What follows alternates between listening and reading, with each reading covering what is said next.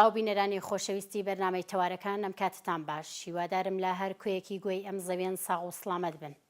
بە تەوەرێکی تری بەرنامەی تەوارەکان بووینەوە میوانی ماڵەکانتان لەگەڵمان بن.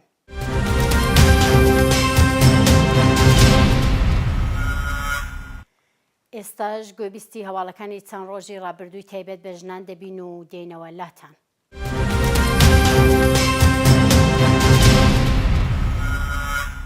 کوژرانی ژنێک لە ئاوایی نایسەریسنا هاوکات لەگەڵ قەزڵە گومانناویەکانی شارەکانی کوردستان و ڕۆژهەڵات و هەروەها کوشتنی ژنان و کچان لە ناوچەکانی کوردستان بەدەست ئەندامانی بنەماڵە یان کەسانی نزیکانیەوە. چەند ڕۆژ لەمەوە پێش ژنێکی تەمەن 35 ساڵ لە ئاوایی نایسەر سەر بە شاری سنا بە شێوەیەکی نامرۆڤانە کوژراوە. بەپێی هەواڵەکان مەعسومە ئەحمەدی کە خاوەنی منداڵێکە بەوتەی شایەت حاڵەکان بە شێوەیەکی زۆر نامرۆڤانە کوژراوە. هەتاکو ئێستا زانیاریکی ڕاست و دروست لەسەر چۆنێتی ڕوودانی کوشتنی مەعسومە ئەحمەدی لە بەردەستانیە، بەڵام شایەت حاڵەکان بازڵەوە دەکەن کە پێدەچێت ئەو ژنە بەدەستی براکەی کوژرا بێت. ئەوە لە کاتێکدایە کە ژمارەیەکی زۆر لە ژنان و کچان لە ژێر ناوی شەرەف و ناموس لە کوردستان بەدەستی برا و باوک و مێردەکانیانەوە دەکوژرێن و کۆمەڵێکی زۆریش لە ژنان لە ژێر فشاری لە ڕادەبدەری بنەماڵەکان یان فشارە کۆمەڵایەتیەکان دەست دەدەنا خۆکوژی.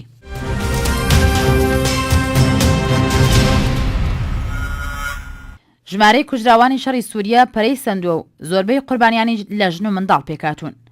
گروپی چاودێری مافەکانی مرۆڤ لە سووریا ڕایگەیاندووە کە ژمارەی کوژراوانی شەڕی ناوخۆی سووریا گەیشتوتە زیاتر لە 160,000 کەس. گروپی چاودێری مافەکانی مرۆڤ لە سووریا دەڵێت ژمارەی کوژراوان شەڕ لە وڵاتە لە مانگی مارسی ساڵی 2011 تا ئێستا 162,402 کەس بووە و لە خەڵکی مەدەنی دژبەران و ئەندامانی ئەرتەشی سووریا پێکاتون. دوایین ئامار کە ئەم گروپە چاودێرەی مافەکانی مرۆڤ لە سووریا لە بابەت کوژراوانی ئەم وڵاتە بڵاوی کردبووە بۆ ڕۆژی 12 خاکەلێوە دەگەڕێتەوە کە بەپێی ئەم ئامارانە 150,343 کەس لە شەڕی ناوخۆی سووریادا کوژرا بوون. بڵاوبوونەوەی ئامارە لە حاڵێکدایە کە ڕێکخراوی نەتەوەگرتوەکان لە مانگی ژوئیی ڕابردوو واتە لە 10 مانگ لەمەوە بەدووە هیچ ئامارێکی نوێی لە بابەت ژمارەی کوژراوانی شەڕ و پێکدادانەکانی سووریا بڵاو نەکردوێتەوە بۆ ڕوونکردنەوەی زیاتری ئەم بابەتەش ڕاگەیەندراوە چی دیکە ناتوانێت لە ڕاستی و دروستی ئەم ئامارە دڵنیا بێت. بەڵام گروپی چاودێری مافەکانی مرۆڤ لە سووریا دەڵێت ئامارەکەی خۆی بە پێی ناوی کوژراوان ئامادە کردووە و ئەم لیستەشیان لە ڕێگەی ئەو چالاکانەوە بەدەست گەیشتووە کە ناوی تۆمارکراوی کوژراوەکانیان لە لای ناوەندە جۆراوجۆرەکانی وەک نەخۆشخانەکان کۆ کردوێتەوە. بە قسەی ئەم گروپە بەگشتی نزیکەی 1 لە 3 کوژراوان واتە 53,987 کەسیان خەڵکی مەدەنی بوون و لە ماوەی شەڕی ناوخۆیی سووریەشدا 8,607 منداڵ و 5,586 ژن کوژراون. ئەوە لە کاتێکدایە کە لە شەڕی ناوخۆیی سووریا زۆرترین قوربانی ژن و منداڵ پێکیان هێناوە.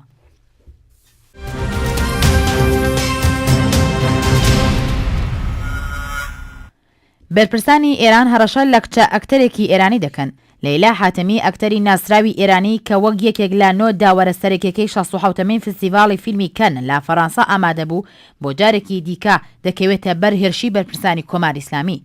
دوای بڵاوبوونەوەی وێنەی ماچکردنەکەی لەیلا حاتمی لەلایەن ژیل ژاکۆب سەرۆکی فستیڤاڵەکە سەرەتا سایتە تونڕەوەکان هێرشەکانیان بۆ سەر ئەم خانمە ئەکتەرە دەربڕی و بە شکاندنی کولتور و ئەخلاقی ئیسلامی نامیان بردو. دواتریش کاردانەوەی بەرپرسانی کۆماری ئیسلامی و نوێنەری مەجلیس و وەزارەتی ڕۆشنبیری بە دوای خۆی داهێنا. ئەوان بە ئاماژەدان بەوەی کە ئەمە پێچەوانەی ئاینی ئیسلامە و نابێت هێڵە سوورەکان ببەزێنن داوایان کرد کە بەتوندی ڕەفتار لەگەڵ ئەم هەڵسوکەوتەی لەیلا حاتمی بکرێت. لە وڵامی ئەم کاردانەوەی بەرپرسانی کۆماری ئیسلامی ژیل ژاکۆب سەرۆکی فستیڤاڵی سینەمایی کەن لە ئالاپەڕەی تایبەتی خۆی لا تۆیتر ڕەخنەی توندی ئاراستەی کاربەدەستانی کۆماری ئیسلامی ئێران کردووە.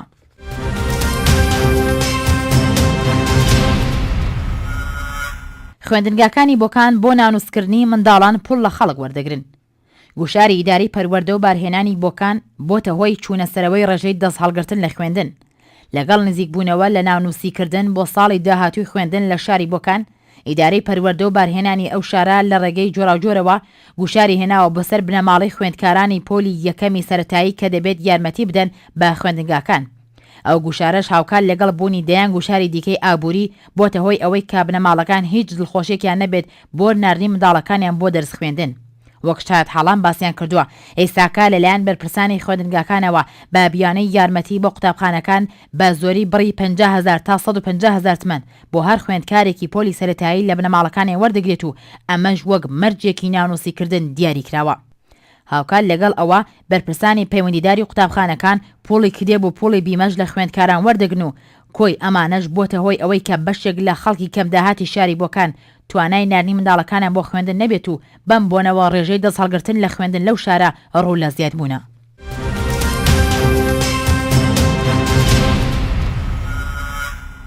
دوایین ئاماری توشبووان بە ئیدز.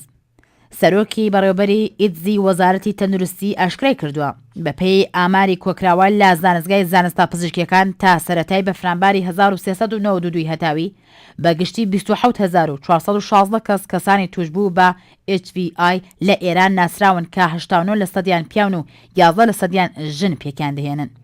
بەپێی هەواڵی وەزارەتی تەندروستی عەباس سەداقەت وتوێتی تا ئێستا 5428 کەسی توشبوو بە نەخۆشی ئایدز ناسران و 5616 کەس لە کەسانی توشبوو مردوون. 45% لە کەسانی توشبوو بە HIV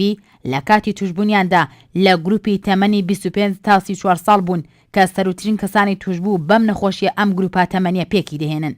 لە بەراوردی ئەم ئامارە لەگەڵ کەسانەی کە لە ساڵی 1391 بەم نەخۆشیە توشبوون بەم چەشنە ڕاگەیەندراوە. گیرۆدەبووان لە ڕێگەی کوتان، مادە هۆشبەرەکان 52%، پەیوەندی سێکسی 33% و گواستنەوەی لە دایکانی توشبووەوە بۆ منداڵ 34% پێکی دەهێنن.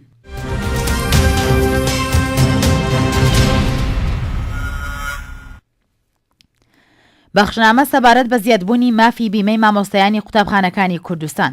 لە ڕۆژانی ڕابردوودا بەخشنامەیەک ڕوو بە قوتابخانەکانی کوردستانی ڕۆژهەڵە ڕاگەیەندراوە کە بەپێوە بەخشنامەیە مافی بیمەی خزمەتگوزاری و بەتایبەت بیمەی زێڕین کە پەیوەندی بە مامۆستایانەوە هەیە بەرز بۆتەوە. بەپێی هەواڵەکان لەمەوە بەدووە مانگانە مامۆستایانی قوتابخانەکان دەبێت مافی بیمەی خۆیان تا 26,000 تمەن ڕادستی بەشی بیمە بکەن و هەروەها خزمەتگوزاری بیمە لە بەشی ددان و چاویلکە وەلا بنرێت. ئەگەر مامۆستایانی قوتابخانە پۆڵی مافی بیمە ڕادەست نەکەن لە موچێ مانگانەیان دەگردرێتەوە و ئەو بەخشنامە ناڕزایەتی مامۆستایانی فەرهەنگی بەدواوە بوو و زۆربەی بڕیاریان داوە کە لە مافی بیمەی خزمەتگوزاری خۆ ببوێرن.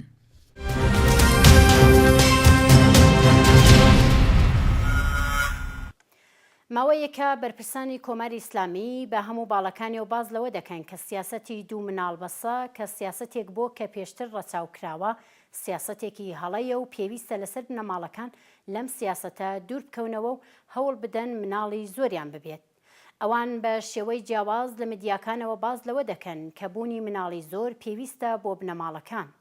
تەنانەت لەم ماوەیەدا وتەکانی مەلایەکیش لە دیدارێکی تەلەڤیزیۆنی لە فەیسبوک و ماڵپەڕە کۆمەڵایەتیەکان بڵاو ببووەوە و لای هەندێک کەس وەک نوکتە و لای هەندێک کەسیش وەک مەترسێک چاوی لێکرا. ئێستا لە میوانی بەرنامە دەپرسین هۆکار چییە بەوەی کە کۆماری ئیسلامی لەم چەند ساڵەی دواییدا سیاسەتی مناڵی زۆر و ئاسایشی زۆرتری گرتووەتە بەر. لە حاڵێکدا پێشتر سیاسەتی مناڵی کەمتر ژیانی باشتر سیاسەتێک بوو کە بۆ نزیک بە دوودەیە لەبەر چاوگیرە.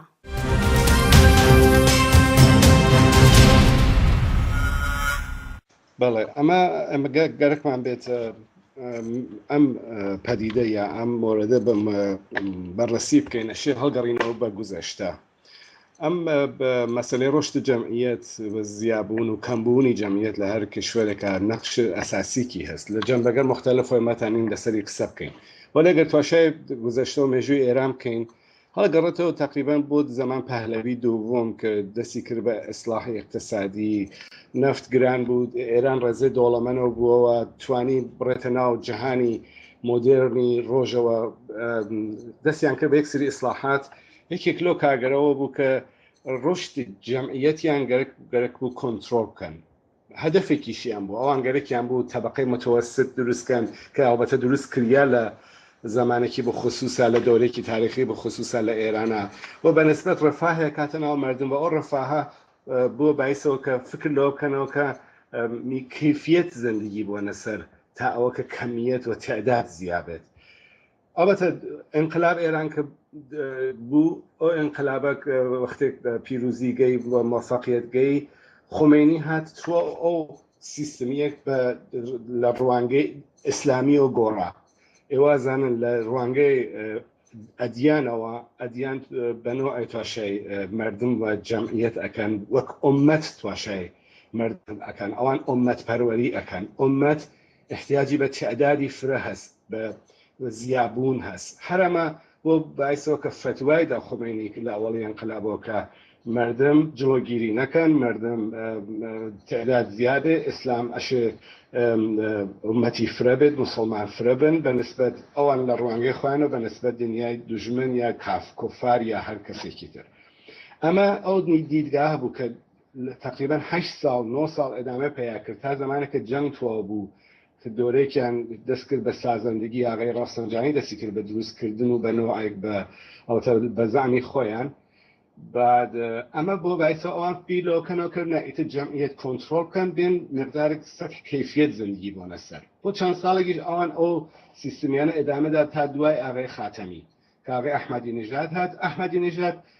ئوسوڵان ئەو منویاتی ڕەحبەری فرەتر لە نەزەرا ئەگەر لە حەداقەت تایمێژی لە 4 ساڵەی ئەوەڵە دەستیان کرد بە تەبلیغکردن بۆ ئەوەکە کۆنتڕۆڵ جەمعیەت لە ناو بوون ئەو سیستەمە کە لەخە چەند ساڵ خەریک بوو کاری ئەکردوە تا حدودێک بە تۆر منتەقی ڕشت جەمعیەت لە ئێرانە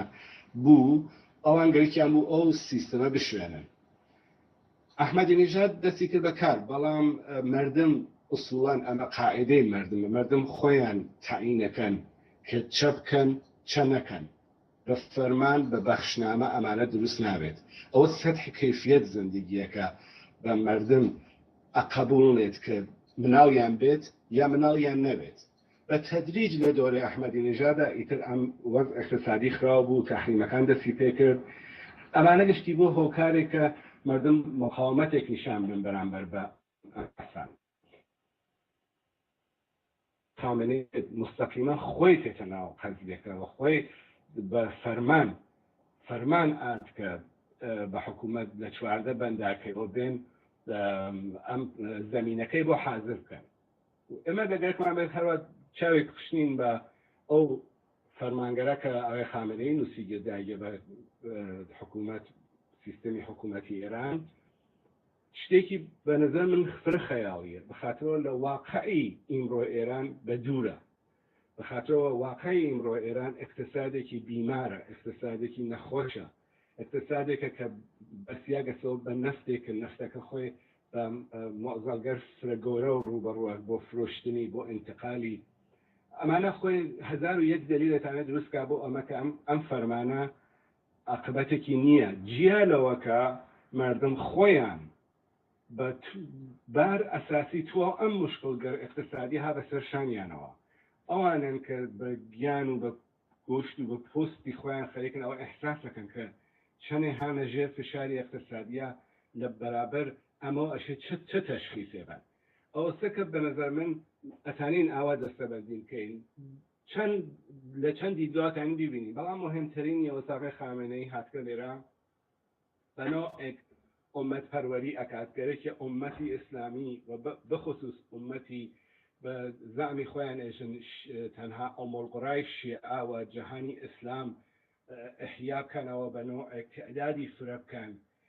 بعد ئێمە شتێکمان لەبیر نەچێت ئەوەسە کە ئاغای خامنەی مخاتەبەکانی خۆیان ناسێت مخاتەبی ئەو لە ئێرانە ئەو تعدادنە ئەو کەسانە کە بالاخره سەر بە حکوومەتن بالاخره تەرەفداری حکوومەتن من ناتانم چون ئامار لە دەستانی بیان ناتانێت لەسەر تعداد قسەکان خۆم بێژێ ئونە دەرسەد لە مردمی ئێران تەرەفدار جمهوری ئیسلامی نیانی ئوسوڵان وەک ڕۆژنامەنەگار ناتانم ئاوە ئامارێک هەروە بڵم بەڵام ئەتانم بێژم تعدادی محدود ئەو خەریک ئەو تعداد محدودە قساک چوار مردمی ئێران گچکە بە قسەی ئەوان نات ئەوان خەریکن بۆ ئەفرادی بە خصوص قساکەوە نیازیشیان هەرفەوە کە ئەوان فرە بن پس ئەم فرەبوونە لە چەند جەهەتەوە ئەوان قسەی لەسەر ئەکەن ئەو کە چەندێ موافق بن یان نەون ئەو بەحثێک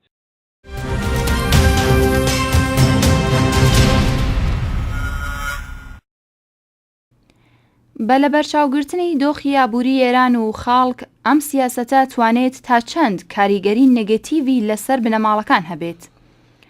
یەکێک لەو فاکتەرانەی کە بنەماڵەکان لە بەرچاوی دەگرن و پێویستە بەردەوام لە بەرچاوی بگرن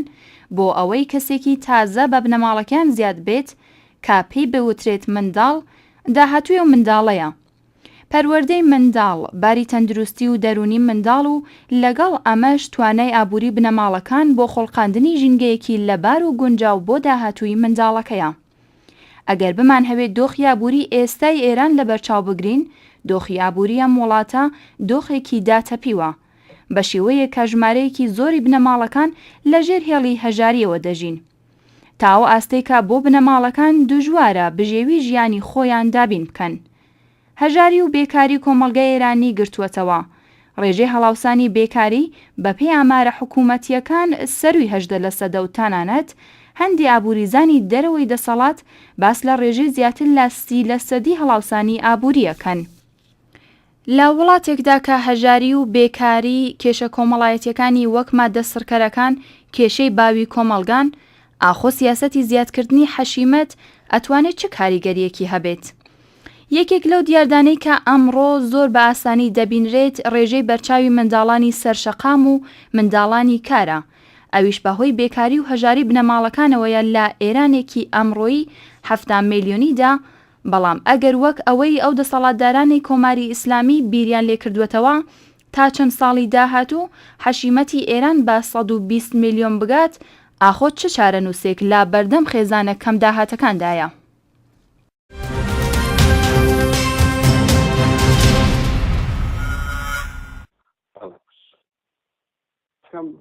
ئەوە کەم مسلمە ئەم طرح و بەرنامە ئەو شتەکاری خامنەی ئبلاغی کردە بە حکوومەت و بۆ مجمع تشخیص مەصلحەت و خودی بەدەنی حکوومەت طرحێکە کە چواردەبەندەکەی کە خوێنیتەوە وەک شعار خراونیە تۆ ژێر ئەگەر مناڵیان بێت حمایەت یەکسری طرح و بەرنامە حمایەتی دانیاکە ولێەوە تەنها فقط لە قاڵب شعار ئامێنێتەوە لە قاڵب طرح ئامێنێتەوە بەخاتەوە ئێمە گەربین بودجێ ئێران دەرامەت ئێران لە نەزەرا بگرین تواشەیە بکەین ئیستا ئەوێنی بۆ کەمترینەکان ماگەسەوە بودجێ نییە بۆ حەلکردنی ئەمە هیچ خۆتان نەزانن دەرکی ئەەکەن کە فەرامەی دەستوردەر ناتانێت کارسازە بۆ ئەوان بەخشنامە ناتانێت کارسازە مردم لە عاڵەمی واقع خەریکن ئەژین ئەوان هەچێ ڕۆژە ئەچنە سەر بەقاڵی کوچەکەیان ئەڕەن فروشتەکان ئەڕن ناتانن هیچ بچێنن لەبەر میوەفرۆشیەکان فقط ڕەت ئەوەن و تواشا ئەکەن قودرەتیان نەما بە قودرەت خەریک هاتکە خوارەوە ئەوان ناتوانن بیر لەوە بکەنەوە کە بێن تعدادی مناڵ خۆیان بۆنە سەر مەسەڵەن لە مناڵێک لە دوو مناڵێکەوە بیکەن بە 4 مناڵ بە حقوقێک کە هەرچێ ساڵە بۆ ئەوان بێ ئەوە کە بە نسبەت فەتحی زندگی حقوقەکە ڕۆشت ڕۆشت ناکات حقوقەکە ئەوەسە تەوەڕم ئەڕێتە سەر تەوەڕم 35-45% ئەمانە هیچ وەخت ناتوانێت ئەو بگات ئەوە کە لە مەسایدە واقعی ئەفرەتی نەزەرەکەی مردم خۆیان چ وەخت خاصە مناڵیان هیچ فەقەمانە جێبەجێ نایەوە ئەگەر ئەوشنەزار بن کەدادێک لە طرفدارەکان و دۆستەکانی ڕژیم دەرێکیان بێ ئەو کارە بکەن خۆب ئەوان بە پشتی حکوومەت خەریکن ئەوواکەن ئەوان ئەزانن لە هەر حاڵەتەکە حکوومەت دەست ئەوان ڕەت ناکاتەوە بەڵێ ئایا ئەو 75 ملیۆنە ئەو 8 ملیۆن ئێرانی ئەو ئیمکانیانە هەست بۆ ئیمکانە بەهرەمەندن ئەوان بێپشتی پەنان ئەوان دەواقع فقط وەک سیایی لەشکرێک کۆشاکردن نەفرەت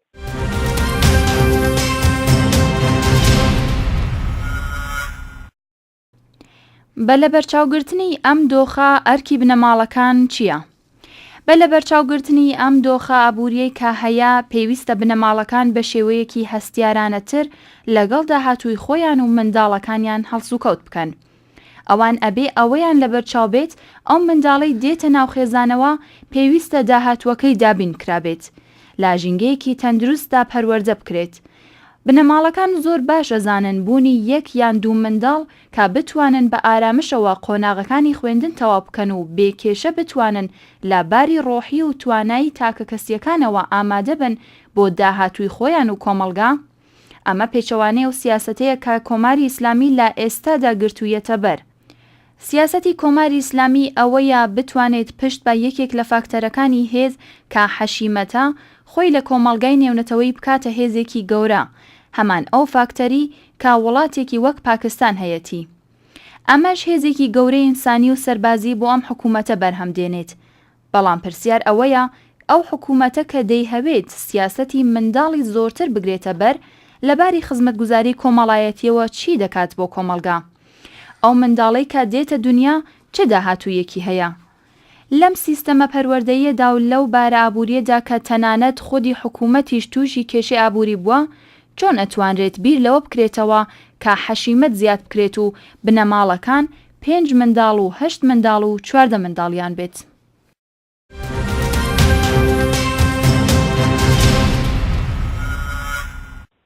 ئێمە تانین ئەوە ئەم بەحسە ئەوە شڕۆکەین لە وڵاتێکا کە بە پێی قسەی ماوەن ئەوەڵی ڕێیسی جمهور 9 ملیۆن بێسەوادی هەست لە وڵاتێکا کە ئاماری فەحشا و مەواد مخدر هاتکە ژێر 16 ساڵ لە وڵاتێکا کە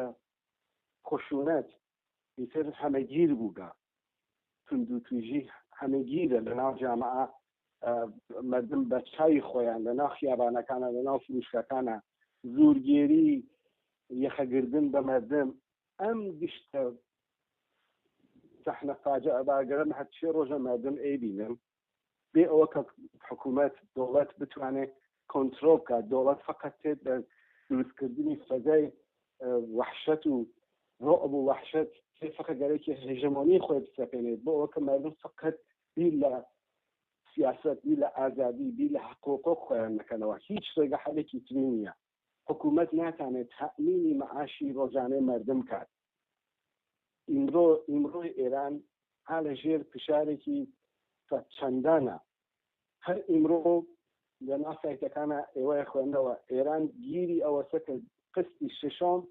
وعدەی ششۆمی پوڵەکەیت نەسەندە لە بانکەکان کە ئەمریکاشێ بۆی مهەیە کە بڕێ پوڵەکەی بسێنێت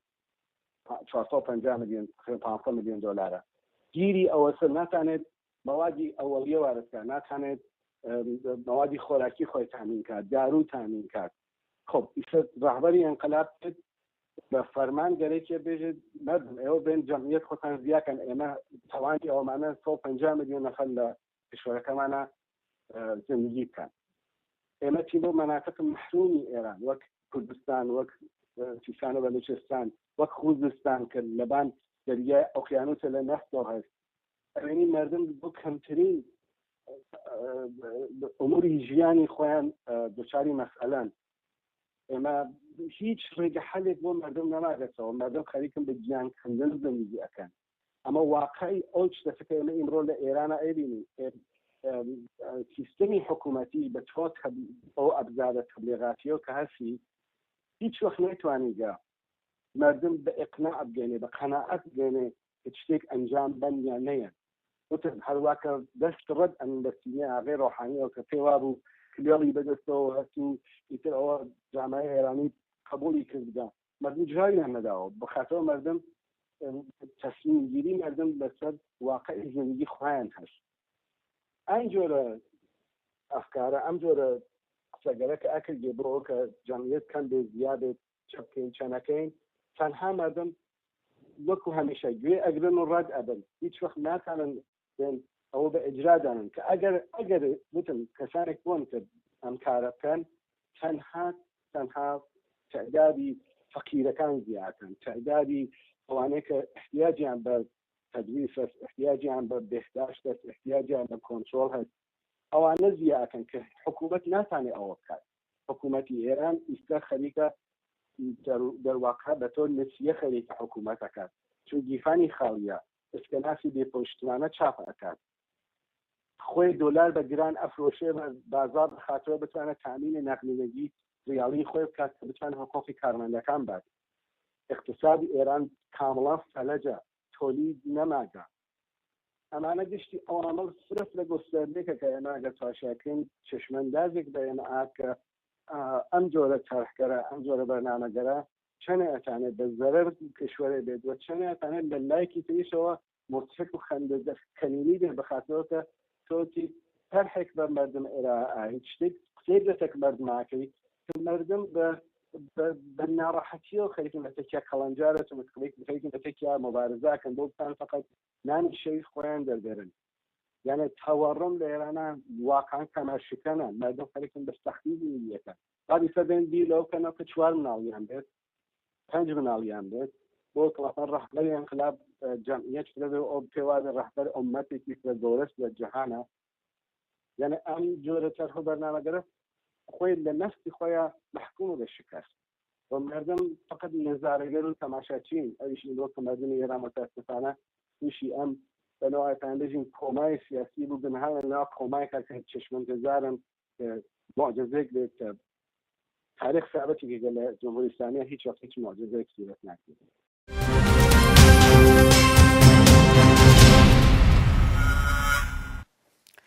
خۆشەویستان ئەوەی لە ماوەی ڕابردوودا پێشکەشتان کرا قسەکردن بوو لەو سیاسەتەی کە کۆماری ئیسلامی چەند ساڵە گرتوویەتە بەر و ئەویش سیاسەتی زیادکردنی حەشیمەتی ئێران و بنەماڵەکانە. هیوادارم هەمومان بە هەستیاریەوە لە مەترسیەکانی ئەم جۆرە سیاسەتە ئاگادار بین. لێرەدا ماڵاوایتان لێ دەکەم و تا بەرنامەیەکی تر و حەوتوویەکی تر بژین بە شادی و خۆشی.